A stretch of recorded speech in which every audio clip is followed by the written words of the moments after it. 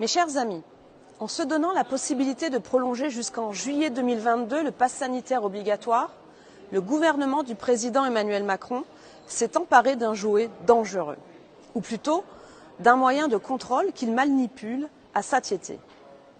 La fabrique du consentement a ceci de malheureux qu'après 1 an et demi de peur, d'amendes et de chantage à l'emploi, les Français se retrouvent codés ou pas à cause des bons conseils sanitaires du cabinet McKinsey. Certains ont considéré que le terme de dictature sanitaire était trop fort.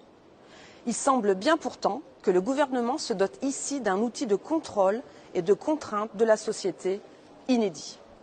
Le pire dans tout ça, c'est qu'une fois de plus, l'intelligence tactique d'Emmanuel Macron a fait ses preuves auprès du peuple français.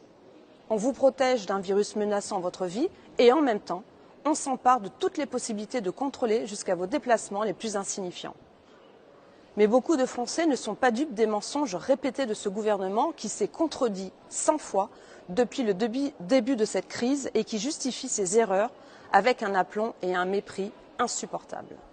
Aujourd'hui encore, Elisabeth Borne, ministre du Travail et de l'Emploi, experte en virologie et vaccination, comme chacun le sait, menace ceux qui sont déjà doublement vaccinés de la perte de leur passe sanitaire en cas de refus d'une 3e dose.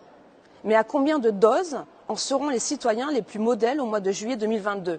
5, 6, 7 doses ? Et à combien de milliards de profits en seront Pfizer ou Moderna, les adoubés de l'Union européenne ?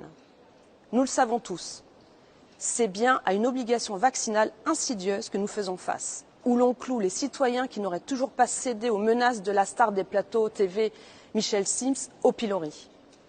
En rendant les tests PCR et antigéniques payants, c'est encore plus de discrimination envers les Français qui, pour X raisons, ne souhaitent pas se faire vacciner. Cet autre Emmanuel, l'imposant Emmanuel Le Chypre de BFM TV, qui appelle les policiers à passer les menottes aux Gaulois réfractaires afin de les conduire de force au centre de vaccination. On en reparle ? Notre société devient folle et je ne peux m'empêcher de penser aux soignants et aux pompiers jusqu'à la Nouvelle-Calédonie, ce nouveau laboratoire de la vaccination obligatoire, qui perdent leur travail car ils n'ont pas le droit de se référer à la résolution 2361 du Conseil de l'Europe qui s'oppose à la vaccination obligatoire. En tant que député européen, élu pour représenter le peuple, il est de mon devoir de relayer ces légitimes interrogations.